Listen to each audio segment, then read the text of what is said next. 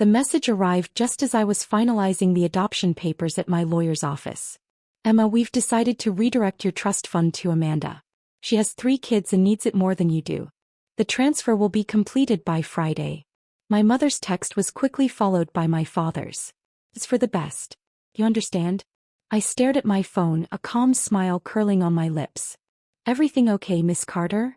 Michael, my lawyer, asked softly. I showed him the messages. His eyes widened slightly before he caught my composed expression. You don't seem surprised, he remarked. I'm not, I replied, turning back to the adoption paperwork for little Sophie. I made the arrangements months ago. My name is Emma Carter. At 32, I dedicated my life to being the responsible daughter. While my younger sister Amanda married early, had 3 children, and relied on our parents' support, I built a career in child advocacy and saved every penny I could. The trust fund, established by our grandmother before she passed, was meant to be split equally between Amanda and me when we turned 35. But I knew my parents. I'd watched their favoritism since childhood. Every scraped knee, every failed test, every financial mistake was met with comfort and support for Amanda. Meanwhile, my achievements, graduating top of my class, building a successful career, buying my own home, were met with dismissive nods and quick changes of subject. 3 months ago, during a family dinner, I overheard them discussing Amanda's latest financial crisis. Her husband Tom had lost money in a risky investment, and they were struggling to maintain their lavish lifestyle. Emma's trust fund could help, my mother whispered to my father. She doesn't even have a family to support. They didn't know about Sophie then. They had no idea I'd been working with an adoption agency for over a year, preparing to give a loving home to a beautiful 5-year-old girl who'd lost her parents in a car accident. They never asked about my life, too busy solving Amanda's latest crisis. The next day, I visited Michael, the lawyer who'd become a trusted friend over the years. Is there any way to protect the trust fund? I asked. He smiled, pulling out documents my grandmother had left. Your grandmother was clever, Emma. She included a clause stating that if anyone attempted to alter the trust's distribution without both beneficiaries' consent, the entire amount would be released immediately to the original recipients. That afternoon, I transferred my share, roughly $2.5 million, into a secure account. Not for myself, but for Sophie's future and the Children's Advocacy Center I'd been quietly developing. Now, sitting in Michael's office, I typed a simple reply to my parents' message. Thanks for letting me know. My phone buzzed immediately, calls from both of them, probably expecting tears or arguments.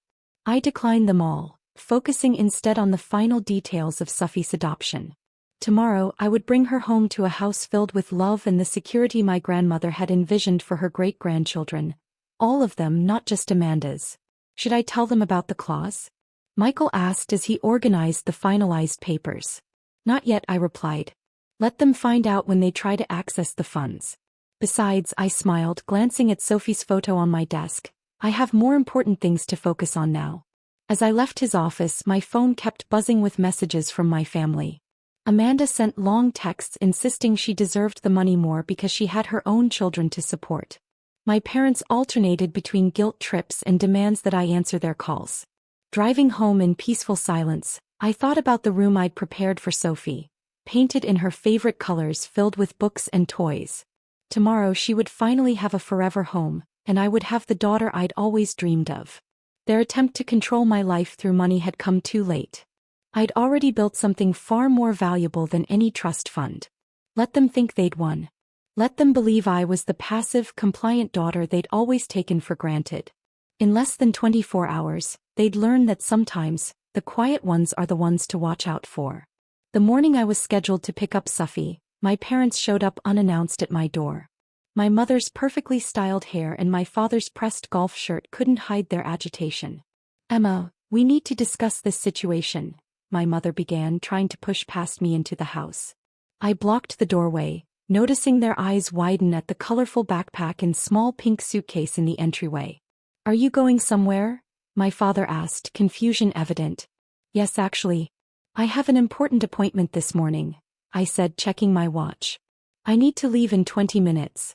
More important than family. My mother's voice softened, guilt creeping in. Emma, your sister is desperate. The kid's private school tuition is due, And Tom's business venture didn't pan out. Again, I added quietly. What does that mean? My father demanded. Nothing. But I have an appointment. We can talk later. I reached for my keys, but my mother grabbed my arm. There's something you're not telling us. Those bags, they look like children's luggage. What are you planning? Just then my phone rang. Michael's office. I needed to answer. It's my lawyer, I explained, gently removing her hand. Hi, Michael. Am I still good to pick up Sophie at 10? Yes, everything's finalized. She's very excited to meet her new mom, he replied. The silence that followed was deafening. My parents froze, their faces shifting from shock to confusion, then something almost like fear. Adoption, my mother whispered. You're adopting without consulting us? I'm 32, Mom. I don't need your approval or permission. I grabbed Sophie's backpack. Now if you'll excuse me, my daughter's waiting. Daughter, my father's voice cracked. But what about the trust fund? We promised Amanda. That's not really my concern, I interrupted, locking the door behind me. You made your choice about the money. I've made mine about my family. You can't afford a child without that trust fund, my mother blurted out.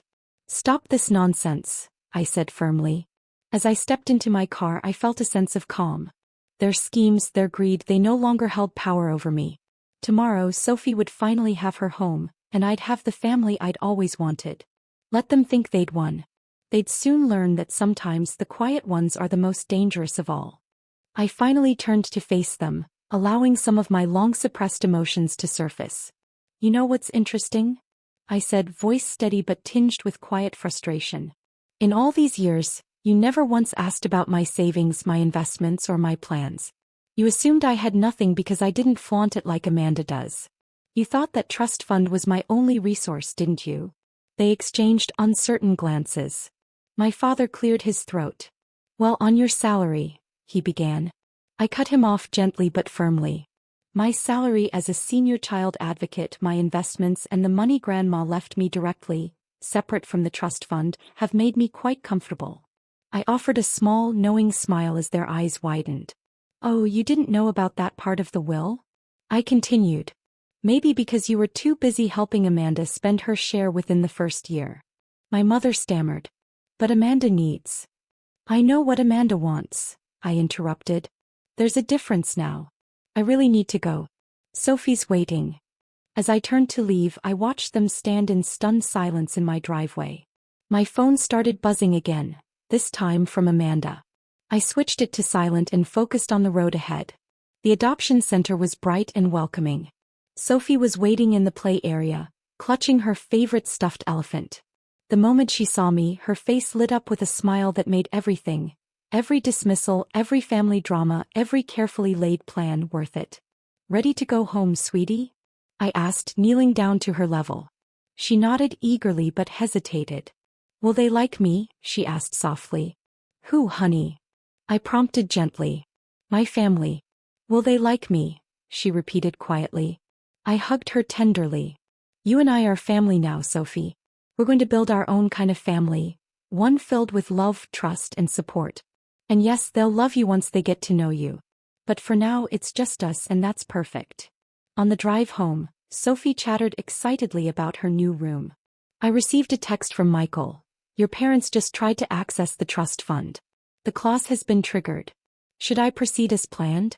I smiled, watching Sophie in the mirror, hugging her elephant and gazing wonderingly at her new neighborhood. As I typed back, it's time they learned about Grandma's true legacy. The next morning, chaos erupted. My father's angry voice filled my voicemail. What do you mean the money's gone? Emma, what have you done? My mother's messages alternated between threats and tearful pleas. Amanda's texts grew increasingly hysterical. You've ruined everything. How could you be so selfish? I sat at the kitchen counter watching Sophie enjoy her favorite chocolate chip pancakes. She looked up at me, her eyes bright. Are you sad? She asked, maple syrup dripping from her fork. No, sweetheart, I said softly, wiping her chin.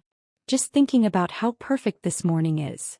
Suddenly, the doorbell rang, followed by persistent knocking.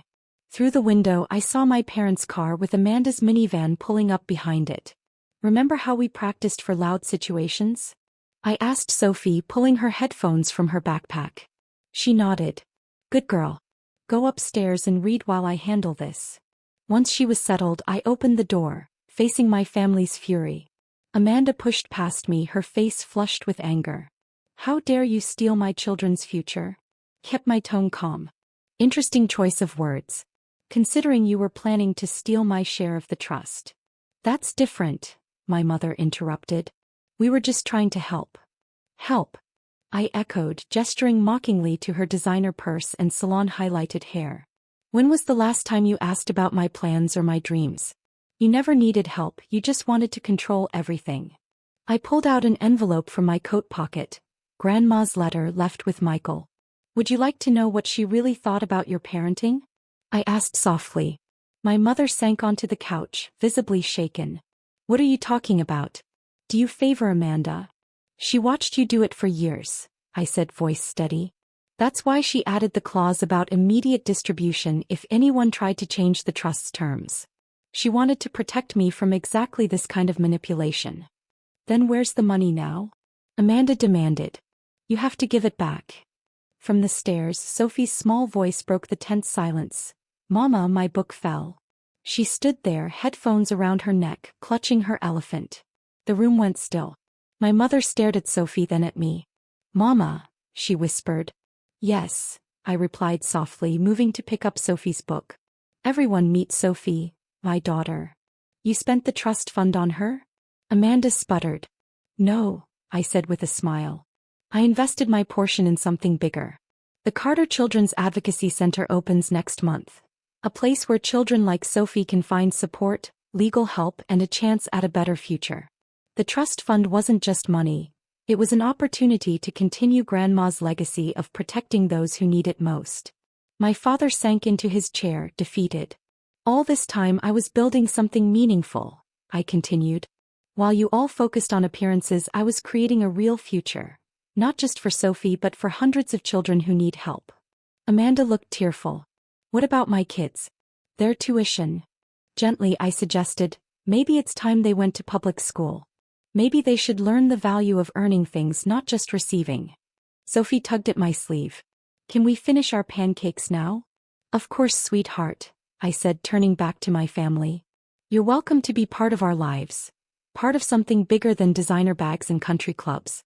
But it has to be on different terms. No more favoritism, no more manipulation, no more taking me for granted. My mother looked at Sophie, then at me, perhaps seeing us for the first time with clear eyes. She has your eyes, he whispered. She has Grandma's spirit, I corrected. And like her, I won't let anyone take advantage of those I love. As my family filed out, subdued and thoughtful, I returned to the kitchen with Sophie. He picked up her fork. Are they mad? They're learning, I replied, pouring more syrup on her pancakes. Sometimes people need to lose something to truly understand its value. That evening, as Sophie slept surrounded by her books and toys, I received one final message from my mother. Your grandmother would be proud. Maybe we could visit the advocacy center when it opens. I smiled, typing back. Sophie would love that. He loves storytelling. And if you're interested in reading to the children there, sometimes the best way to show you care isn't about getting even. It's about building something better from the ashes of others' mistakes. Sophie and I had created our own kind of family. And maybe, just maybe, we could help my parents and Amanda build something better too, on our terms this time.